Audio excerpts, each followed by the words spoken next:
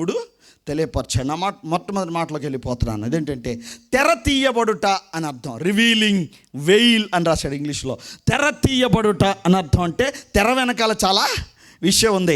తెర వెనకాల చాలా అద్భుతాలు ఉన్నాయి. తెర వెనకాల చాలా మహత్కార్యాలు ఉన్నాయి. తెర వెనకాల చాలా సూచక్రియలు ఉన్నాయి. తెర వెనకాల రక్షణ భాగ్యం ఉంది. తెర వెనకాల దేవుని బలిపీఠం ఉంది. తెర వెనకాల మందసం ఉంది. తెర వెనకాల అగ్ని ఉన్నది. తెర వెనకాల అభిషేకం ఉన్నది. తెర వెనకాల యేసయ్య రాజ్యం ఉన్నది. తెర వెనకాల గొప్ప మర్మములు ఉన్నాయి. తెర వెనకాల యేసయ్య శక్తి ఉన్నది. యేసు ప్రభు వారు చనిపోయినప్పుడు అంట మత్తయి సువార్తలో రాస్తాడు, యేసు ప్రభు వారు చనిపోయినప్పుడు ఆకాశము చీకటి కమ్మింది, భూమి బండలు బ్రద్దలైనవి, దేవాలయపు తెర నడిమికి బ్రద్దలైపోయింది. హల్లెలూయా. చప్పలు కొట్టి ప్రభు నామాన్ని మహింపరుద్దాం. హల్లెలూయా. అందరూ తెర వెనకాలే ఉన్నారు, తెర ముందుకు రావటం లేదు. చాలా మంది కన్నులు మూసుకుపోయినాయి. ప్రియ దేవుని బిడ్డలారా, ఈ యుగ సంబంధమైన దేవత దేవుని కార్యాలు చూడకుండా నీ మనోనేత్రాలకి గుడ్డితనాన్ని కలుగజేసింది. తెర తీయబడాలా, తెర పగిలిపోవాలా, తెర చిరిగిపోవాలా. యేసయ్య 2000 సంవత్సరాల క్రితం దేవాలయపు తెరను నడిమికి చీల్చేశాడు.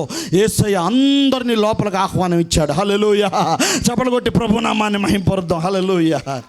ఇప్పుడు చెప్తున్నాను, తాగుడనే తెర చిరిగిపోవాలా, వ్యభిచారం అనే తెర చిరిగిపోవాలా, అప్పులనే తెర చిరిగిపోవాలా, దుష్ట శక్తులనే తెర చిరిగిపోవాలా, చేతబడి మంత్ర ప్రభావాలనే తెర చిరిగిపోవాలా, పేకాట అనే తెర చిరిగిపోవాలా, చిల్లంగితనం అనే తెర చిరిగిపోవాలా.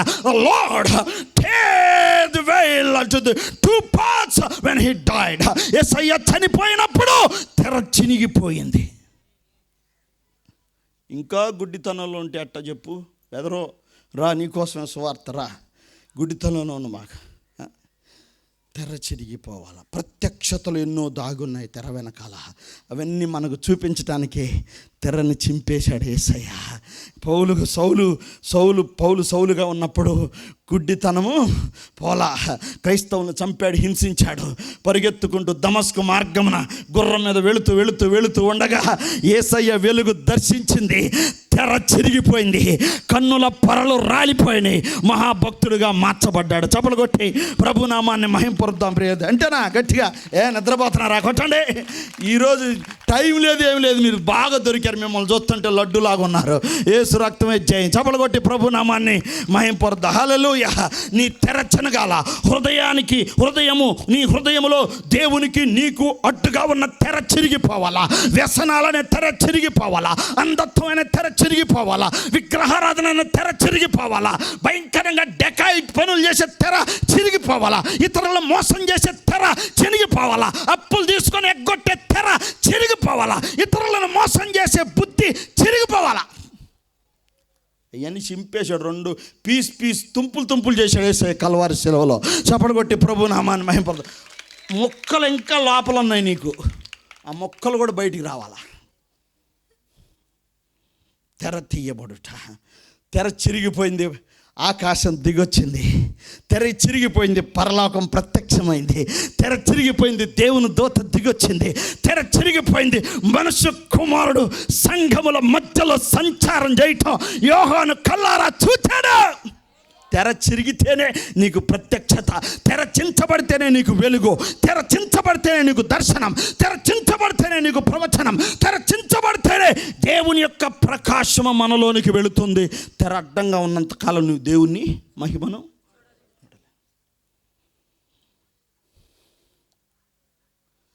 ఇన్ని అప్పులు ఉన్నాయిరా, ఎందుకు నువ్వు బ్రతికేది? చచ్చిపో అని చెబుతుంది.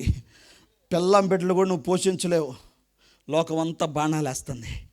డైరెక్ట్గా వెళ్ళిపోయాడు, రైలు పట్టాల మీద పడుకున్నాడు అడ్డంగా. తెర బోల అయిపోయింది నీ జీవితం. నీవు బాగుపడవు, నీ పరిస్థితి ఇంతే అని సైతాను ప్రేరేపడు అన్నాడు. రైలు పట్టాల మీద పడుకున్నాడు. ఏం చేయాలో అర్థం కాలేదు. కళ్ళు మూసుకున్నాడు. ట్రైన్ వస్తుంది అనుకున్నాడు. ట్రైన్ వస్తుంది. 4-5 గజాల దూరంలో ఆగిపోయింది ట్రైను. ఎందుకు ఆగిపోయిందంటే రైలు పైలట్కి నిద్ర వచ్చిందంట.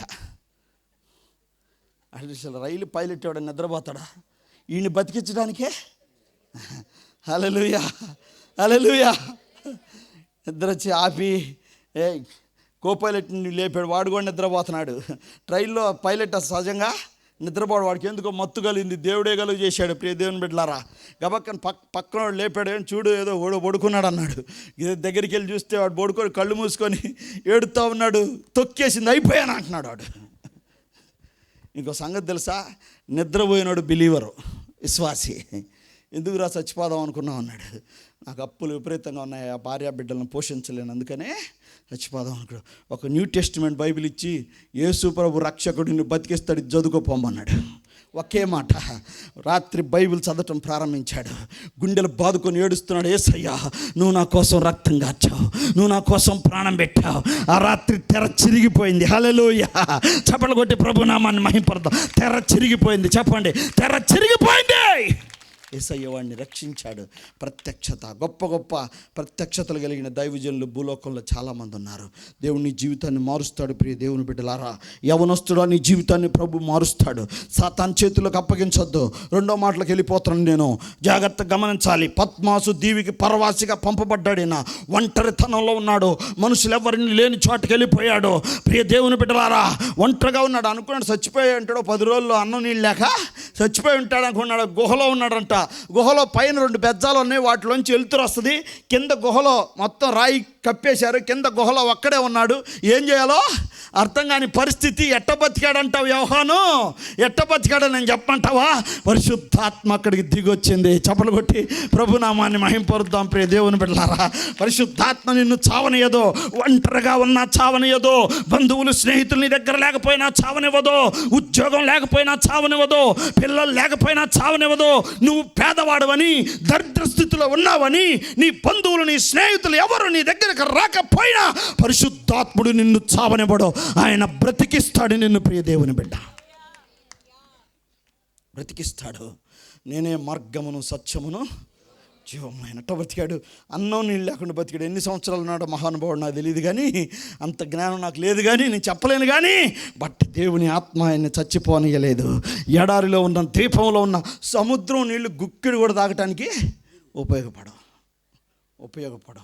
కానీ యేసయ్య పరిశుద్ధాత్మ శక్తి చేత అని బ్రతికించాడు. ఒక దైవజనుడిని బ్రతికించాడు, నిన్ను కూడా బ్రతికిస్తాడు. ప్రియ దేవుని బిడ్డలారా, ఒంటరితనంలో ఉన్నావు, డిప్రెషన్లో ఉన్నావేమో, నిద్ర పట్టని స్థితిలో ఉన్నావేమో, దిగులు చింత వేదనతో ఉన్నావేమో, సేవా భారం కలిగి ఉన్నావేమో, కుటుంబ భారం కలిగి ఉన్నావేమో, ఎవరు నా దగ్గరికి రావట్లేదని భారం కలిగి ఉన్నావేమో.